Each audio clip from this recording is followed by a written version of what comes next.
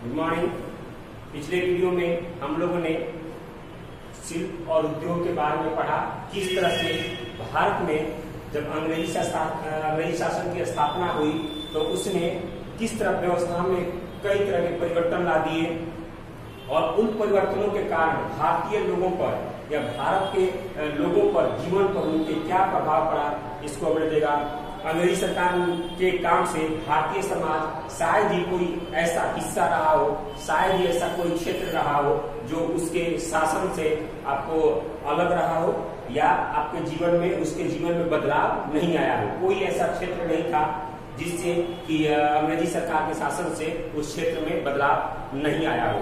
जमींदार, नवाब, राजा, किसान, व्यापारी, शिल्पकार, बुनकर, धनवान, गरीब इत्यादि सभी लोगों का जीवन अस्थिर हो गया, यानी स्थिर नहीं रहा, उथल पुथल हो गया उनके जीवन में। कई राजाओं के राज्य छीन लिए गए, जमींदारों और नवाबों की जमींदारियां नीलाम हो गई, किसानों की हालत जो थी वो और दयनीय हो गई, शिल्पकारों और बुनकरों को तो काम ही बंद हो गया। मशीनों का विस्तार आ जाने के कारण वो बिल्कुल बेकार हो गए। व्यापारी स्वतंत्र रूप से व्यापार नहीं कर पा रहे थे, जो भारतीय व्यापारी थे वो स्वतंत्र रूप से व्यापार नहीं कर रहे थे। कई सारे नियमों को बनाया गया था, कई सारे कानूनों को बनाया गया था। लोग व्यापार और छोटे मोटे उद्योग से जो पैसा लाभ कमाते थे वो भी बंद हो गया। इन सारी बातों को हम लोगों ने जाना पिछले अध्याय में। लेकिन अंग्रेजी सरकार से दुखी ये सभी लोग समय समय पर कहीं ना कहीं ये लोग आंदोलन कर रहे थे, अलग अलग स्थानों पर कहीं ना कोई ये क्रांति कर रहे थे, आंदोलन कर रहे थे, विद्रोह कर रहे थे और अलग अलग तरीकों से अंग्रेजी शासन का ये लोग विरोध कर रहे थे।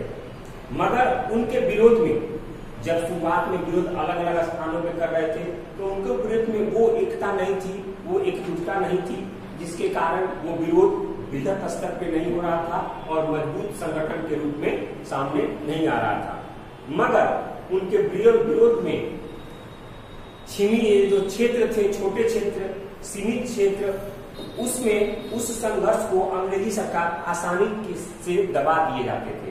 यानी जब छोटे छोटे क्षेत्रों पर छोटे छोटे विरोध होते थे, अन्य क्षेत्रों के लोग, अन्य समूहों के लोग विरोध करते थे, तो छोटे स्तर पर विरोध होता था तो अंग्रेजी सरकार उस विरोध को अपने सैनिकों की मदद से, अपने शासन की मदद से उसको दबा देते थे, तो वो छोटा छोटा विरोध दब जाता था। लेकिन फिर ऐसी क्या बात हुई कि 1857-58 में लोग एकजुट होकर अंग्रेजी शासन का विरोध करने लगे। ऐसी कौन सी बात हुई, ऐसी कौन सी घटना हुई जिसमें 1857-58 में एक बड़ा विद्रोह हुआ और उस विद्रोह के लिए आपको पुलिस और सेना में भी विद्रोह शुरू हो गया।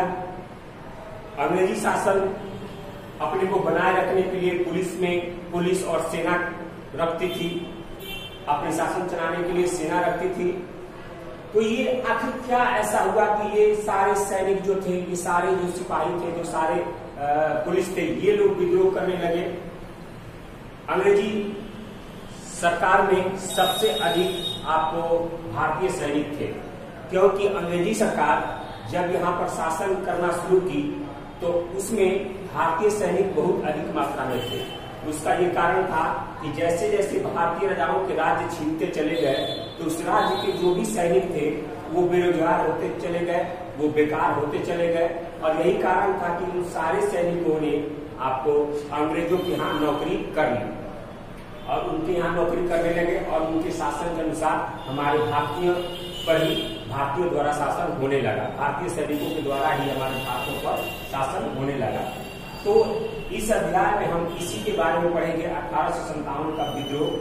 ये आपको पाठ 6 है, इसके बारे में पढ़ेंगे कि आखिर ऐसी क्या बात हुई कि 1857 में ऐसा क्या हुआ जिसमें सैनिकों ने विद्रोह कर दिया और एक बड़े विद्रोह का रूप वो ले लिया। तो इसमें हम आगे पढ़ रहे थे कि जब सैनिकों ने वहां यहाँ नौकरी कर ली तो अलग अलग उनका गलत व्यवहार किया जाता था सैनिकों के साथ। यानी सैनिक जो होते थे वो हमेशा सिपाही के पद पर ही रहेंगे। उच्च पदों पर हमेशा अंग्रेजी सरकार के सैनिक बहाल होते थे, अंग्रेजी सेना के बहाल होते थे। अंग्रेजी सेना में एक भारतीय पैदल सिपाही को 7 रुपया और घुड़सवार सिपाही को 27 रुपया मिलते थे। यानी पैदल चलने वाले सिपाही को 7 रुपया और घुड़सवार यानी जो घोड़े पर सिपाही चलते थे उसको 27 रुपया मिलते थे। दूसरे सिपाही जो थे, दूसरे भारतीय जो सिपाही था, वो चाहे कितना भी अच्छा काम करे, कितना भी बढ़िया काम करे, कितना भी अच्छा अपना वर्क करे, काम करे, उसको छोटे पद पर ही रखा जाता था। और हमेशा जो सारे बड़े पद थे वो अंग्रेजों के लिए सुरक्षित रखा जाता था, अंग्रेजों सैनिकों के लिए सुरक्षित रखा जाता था। उसके बाद नए नियमों के अनुसार भारतीय सैनिकों को दूसरों देश के साथ होने वाले युद्धों में भेजा जाता था। भारतीय सैनिकों को हमेशा दूसरे देश से अगर युद्ध होता था तो मरने के लिए इन सैनिकों को भेज देता था। उसमें एक भी अंग्रेजी सरकार के सैनिक नहीं जाते थे, तो इनका उस तरह से उपयोग भी किया जाता था जिनसे वो नियमों से भारतीय सेना काफी खपा थी। उसके बाद वह कानून 1886 में बना था, जिसके द्वारा इनको दूसरे देशों में समुद्र पार भी युद्ध करने के लिए जाना पड़ता था अंग्रेजी सरकार के द्वारा। हिंदू धर्म में उस समय समुद्र पार करके दूसरे देशों में जाने को पाप माना जाता था। समुद्र पार करके दूसरे देशों में जाना पाप माना जाता था, लेकिन अंग्रेजी सरकार हमेशा हमारे भारतीय सैनिकों को समुद्र पार करके दूसरे देशों में युद्ध करने के लिए भेजती थी।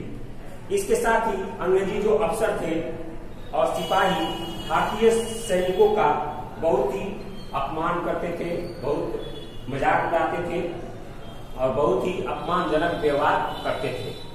और यही कारण था कि धीरे धीरे उनके मन में आक्रोश पैदा होता गया और वो धीरे धीरे आने वाले कालांतर में धीरे धीरे समय बीतता गया और 1857 में वो एक विद्रोह का रूप ले लिया।